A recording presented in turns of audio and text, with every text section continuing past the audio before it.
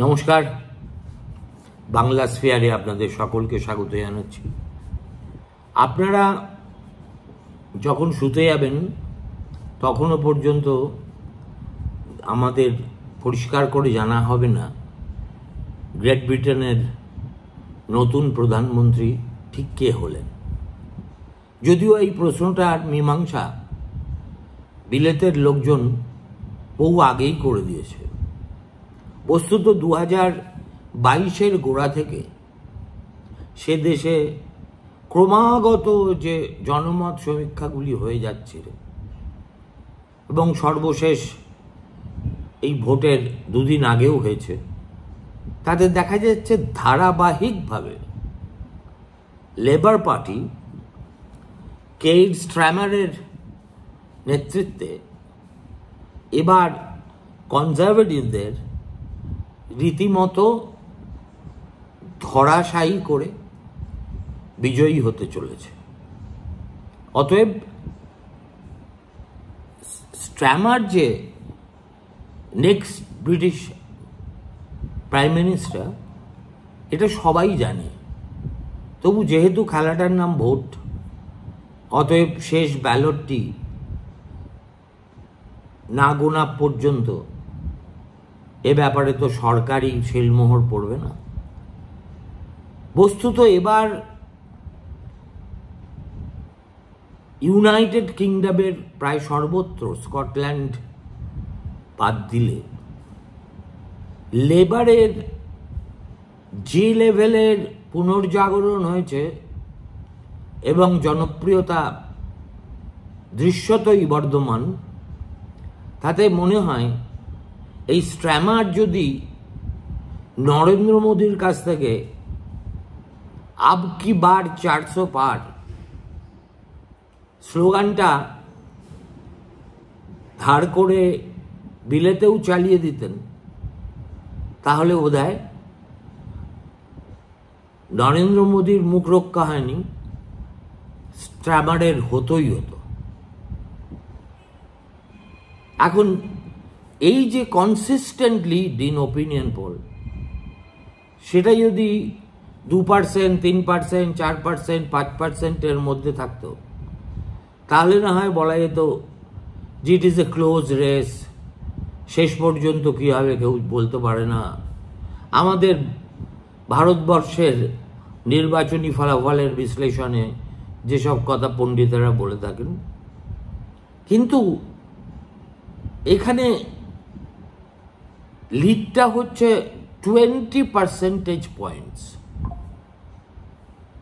মানে অনতিক্রম্য একটা লিড। এই লিডকে, এবং এই লিড শুধু আজকে ভোটের দিনের আগে তৈরি হয়েছে তা নয়। শুরুতেই বললাম 2022-এর সূচনা থেকে দেখা যাচ্ছে যে লেবার স্টেডিলি এই 20% লিড নিয়ে কনজারভেটিভদের থেকে এগিয়ে আছে। 14 বছরের কনজারভেটিভ জমানার অবসান। অতএব ভারতীয় সময় কালকে প্রভাতে হয়তো আমরা পাকা খবর পেয়ে যাব। তবু আজকে আমি এই ভিডিওটা করলাম কারণ আর না করে কোনো উপায় নেই। আফটার অল ইউনাইটেড কিংডমের ভোট, আমাদের 200 বছরের প্রভু এবং ভারতবর্ষের মানুষের যা কৌতূহল গ্রেট ব্রিটেনের এই ভোট নিয়ে, সেটাকে একজন সাধারণ সাংবাদিক হিসেবে অবজ্ঞা করাটা আমার পক্ষে সম্ভব হলো না। এখন এই যে ইউনাইটেড কিংডমের ভোট, সেটা কিভাবে কাজ করে, রেজাল্ট কখন বেরোয়, এবং কেন আন্তর্জাতিক রঙ্গমঞ্চে ইউকের এই ভোটের ফলাফলটা গুরুত্বপূর্ণ, এই তিনটে প্রশ্নের সংক্ষিপ্ত জবাব আমার মনে হলো আপনাদের কাছে পেশ করি, যাতে ফল যখন বেরোবে তখন আপনারা ব্যাপারটা মিলিয়ে নিতে পারবেন। প্রথম কথা হচ্ছে, ভোট কিন্তু আমরা যে বলি বিলেত বলতে ইংল্যান্ড বোঝাই, কিন্তু ইউকে তো শুধু ইংল্যান্ড নয়, ইংল্যান্ডের ছাড়াও তো এই সংযুক্ত রাষ্ট্রে ওয়েলস আছে, স্কটল্যান্ড আছে এবং নর্দার্ন আয়ারল্যান্ড আছে। সব মিলিয়ে আসন সংখ্যা 650। তার মানে কোনো দলকে সংখ্যাগরিষ্ঠতা পেতে গেলে 250 হলে 500 আর 50-এর মধ্যে 25 এই পেতে হবে। এখন শুধু কি লেবার পার্টি আর কনজারভেটিভ পার্টি এই ভোটে প্রতিদ্বন্দ্বিতা করছে? তা তো নয়। আমাদের মতো সেখানেও গণতন্ত্রটা বহুদলীয়। এই দুটি প্রধান প্রতিদ্বন্দ্বী ছাড়াও আর যারা এই ভোটে লড়ছে তাদের মধ্যে অগ্রগণ্য হল Liberal Democrats, Scottish National Party, Green Party, Reform UK, Sinn Fein, the Democratic Unionist Party and Plaid Cymru। এছাড়াও একগাদা ইন্ডিপেন্ডেন্ট ক্যান্ডিডেটও ভাগ্য পরীক্ষা করতে দাঁড়িয়ে পড়েছে। এই যে দলগুলি, তার মধ্যে কয়েকটির প্রভাব একেবারেই স্থানিক বা আঞ্চলিক। যেমন স্কটিশ ন্যাশনাল পার্টি সার্বিক পরিপ্রেক্ষিতে তাদের ভোট পাতে দেওয়ার মতোই নয়, 2 থেকে 4%। কিন্তু স্কটল্যান্ডে তারাই সবচেয়ে বেশি আসন পাবে বলে ধরে নিচ্ছে। ঠিক একই রকম ওয়েলস বলুন, নর্দার্ন আয়ারল্যান্ড বলুন, এইসব জায়গাতেও এই যে লোকাল পার্টিগুলো ভোটে লড়ছে, তারা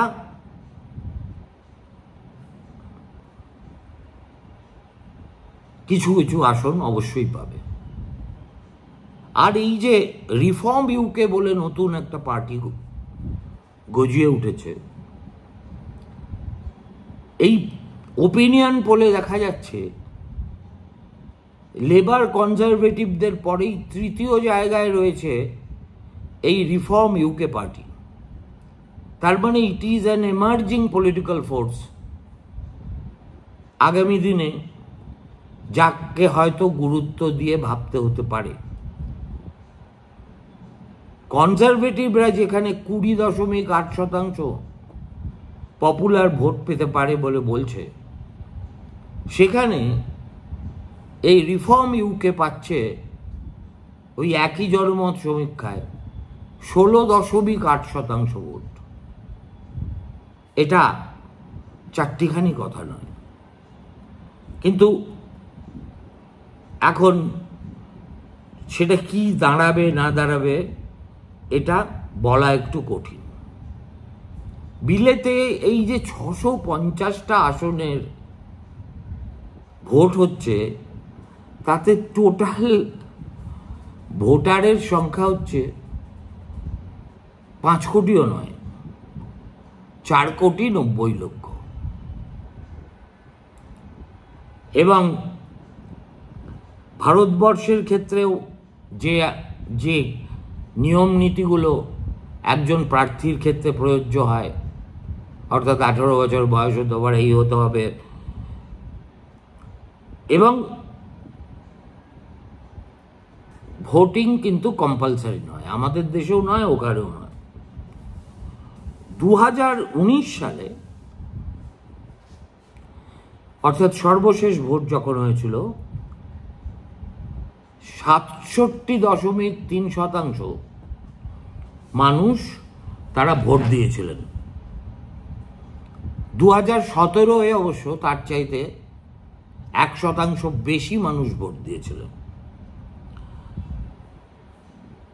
2019-এই প্রথম ভোট সম্পর্কে ইউকেবাসীর অনীহা কিছুটা হলেও টের পাওয়া গিয়েছিল। এখন প্রশ্ন হচ্ছে যে রেজাল্ট তাহলে বেরোবে কবে? প্রথম ইন্ডিকেশন অফ দ্য রেজাল্ট কিন্তু আসবে এক্সিট পোলের মধ্যে দিয়ে, এবং আমাদের ভারতবর্ষের স্পন্সার্ড, পলিটিক্যালি কালার্ড এবং পয়জনড এক্সিট পোল ওখানে হয় না। এটা অনেকটা কাস্টমারি হয়ে গেছে যে ইউকেতে ভোটের শেষে যে প্রথমে যে এক্সিট পোলের ফলাফলটি বেরোয় সেটা দুজন খুব বিশিষ্ট স্ট্যাটিস্টিশিয়ান ওই দেশের, প্রফেসর জন কার্টিস আর ডেভিড ফার্থ, এরা দুজনে মিলে এই পোলটা কন্ডাক্ট করেন এবং বিলিতেড টাইম রাত্রি 10টায়, কাঁটায় কাঁটায় রাত্রি 10টা, তার মানে আমাদের আইএসটিতে সেটা 5.5 ঘন্টা আমরা এগিয়ে আছি। 11, 12, 1, 2, 3, 3:30 সময় ভারতীয় সময় অনুযায়ী সেই এক্সিট পোলের রেজাল্টস বেরোবে, এবং এই এক্সিট পোলের যে অ্যাকিউরেসি রেট সেটা দেখা গেছে যে এটা প্রায় অ্যাকিউরেট, এবং মার্জিন অফ এরার এদের ক্ষেত্রে 1.5 to 1.75। এই যে এক্সিট পোল, সেই এক্সিট পোলের এমনই সার্বিক গ্রহণযোগ্যতা যেটা প্রকাশিত হওয়ার সঙ্গে সঙ্গে আমরা দেখতে পাব যে প্রায় সবকটি ব্রিটিশ সংবাদপত্র এবং বিবিসি তারা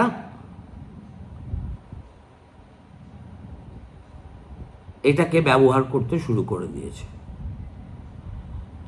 650 আসনের মধ্যে অনুমান করা যায় যে প্রায় 450টি আসনের ফল এই এক্সিট পোলের রেজাল্ট আসার 2 ঘন্টার মধ্যে বেরিয়ে যাবে, আর সমস্ত আসনের ফয়সালা হয়ে যাবে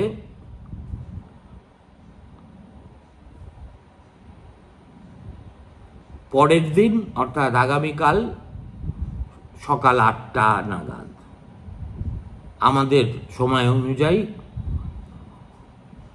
দুপুর 1:30টায়। এখন ওপিনিয়ন পোল কি বলছে সে তো আপনাদের আমি বুঝিয়ে বললাম। এখন এই যে মূল প্রতিদ্বন্দ্বী যারা, কনজারভেটিভ পার্টির লিডার হচ্ছেন এখনকার প্রধানমন্ত্রী ভারতীয় বংশোদ্ভূত ঋষি সুনাক, যিনি 1922 সালের অক্টোবর থেকে প্রধানমন্ত্রীর পদে বসে আছেন। তিনি ইয়র্কশায়ারের রিচমন্ডে কাউন্টি থেকে নির্বাচিত হন এবার, এবং 2015 সাল থেকে সেখান থেকেই নির্বাচিত হয়ে আসছে। এবার নিজের সিট সুনাক রাখতে পারবেন কিনা তাই নিয়েই ঘোর দ্বন্দ্ব শুরু হয়েছে। সুনাক সে দেশের প্রধানমন্ত্রী হয়েছিলেন, আপনাদের স্মরণে থাকতে পারে লিজ ট্রাস বলে একজন মহিলা ঠিক তার আগে খুব অল্প কিছু দিনের জন্য প্রধানমন্ত্রী হয়ে একেবারে সব ঘেঁটে ঘ করে দিয়েছিলেন। এমন একটা পরিস্থিতিতে সুনাক নিজেকে সেফ পেয়ার অফ হ্যান্ডস বলে প্রতিষ্ঠা করে প্রধানমন্ত্রী পদটি অলঙ্কৃত করেন। দেখুন, সুনাকের ব্যক্তিগত শিক্ষাগত যোগ্যতা, পেশাগত যোগ্যতা এগুলো প্রশ্নাতীত। অক্সফোর্ড ইউনিভার্সিটির স্নাতক, প্রচুর ইনভেস্টমেন্ট ব্যাংক এবং হেজ ফান্ড ফার্মের বড় বড় চাকরি করেছেন। ইতিমধ্যেই গুঞ্জন শোনা যাচ্ছে যে ভোটের পরে আবার কি তার পুরনো পেশায় সুনাক ফিরে যাবেন, নাকি মাটি কামড়ে পড়ে থাকবেন আবার ফিরে আসার জন্য। সে দেখা যাক কি হয়। লেবার পার্টির যিনি নেতা, তার নাম কেইর স্ট্র্যামার। এই লেবার পার্টি হচ্ছে অফিসিয়াল অপোজিশন 2020 এপ্রিল মাস থেকে। আপনাদের মনে আছে হয়তো লেবার পার্টির তার আগে নেতৃত্ব দিচ্ছিলেন জেরেমি করবিন, কিন্তু তার একটু চরম বামপন্থী মনোভাব ভোটারদের সেভাবে প্রভাবিত করতে পারেনি বলেই তাকে লেবারের নেতৃত্ব থেকে সরে যেতে হয়েছিল এবং তার জায়গায় স্ট্র্যামার উঠে এসেছিলেন নেতা হিসেবে। আজ পর্যন্ত তিনিই নেতা। তিনিও প্রথম এমপি হয়েছিলেন 2015 সালে। তিনি অবশ্য উত্তর লন্ডনের একটি কেন্দ্র হোবর্ন অ্যান্ড সেন্ট প্যানক্রাস থেকে নির্বাচিত হন। তিনি আসলে পেশায় কিন্তু আইনজীবী। অক্সফোর্ড এবং লিডস বিশ্ববিদ্যালয়ে পড়েছেন এবং পাবলিক প্রসিকিউটর হিসেবে ইংল্যান্ড এবং ওয়েলসে এই স্ট্র্যামারের খ্যাতি একদা গগনচুম্বী হয়ে দাঁড়িয়েছিল। বাকি যারা আছে তারা ঠিক ভারতবর্ষের ক্ষেত্রে খুব রেলিভেন্ট নন, অতএব আমি তাদের নাম এড়িয়ে যাচ্ছি। এবার শেষ প্রশ্নটাই আসি, কেন এই ভোটের ফলাফল তাৎপর্যপূর্ণ? দেখুন, সেই ব্রেক্সিট আমল থেকে ইউকের পলিটিক্স যেন একটা পেরেনিয়াল টার্বুলেন্সের মধ্যে দিয়ে চলছে। একেবারে অস্থিরতার পরে অস্থিরতা।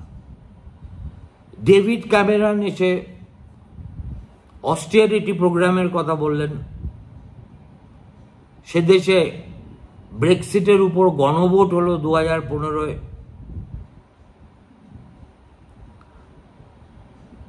তারপরে পোস্ট ব্রেক্সিট যে আলোচনা হলো, সেই আলোচনার মধ্যে বলি হয়ে গেলেন আরেকজন প্রধানমন্ত্রী থেরেসা মে। তারপর আমরা উত্থান এবং পতন দেখলাম বরিস জনসনের। বিশেষ করে কোভিড আইন ভেঙে ব্রিটিশ প্রধানমন্ত্রী তার সরকারি বাসভবনে কোভিড প্রোটোকল অস্বীকার করে 10 নম্বর ডাউনিং স্ট্রিটের লনে বসে বন্ধু বান্ধব নিয়ে মোচ্ছব করেছেন, এই খবরটাই তার পতনের পক্ষে যথেষ্ট ছিল। কেননা আজকে সেই ব্রিটিশদের সেই আভিজাত্যও নেই, সেই গুরুত্বও নেই, কিন্তু কতগুলো গণতান্ত্রিক মূল্যবোধের প্রশ্নে এখনো এই দেশটা আদর্শ হতে পারে। ভারতবর্ষের কোনো প্রধানমন্ত্রীকে এই ধরনের অভিযোগে অভিযুক্ত করার সাহস কেউ পাবে?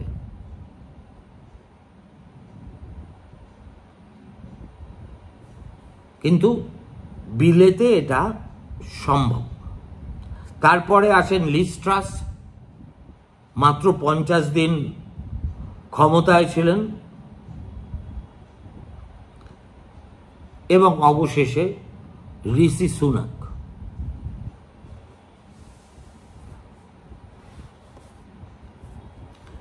এই যে একটা অস্থিরতার মধ্যে দিয়ে যাওয়া ইউকের রাজনীতি,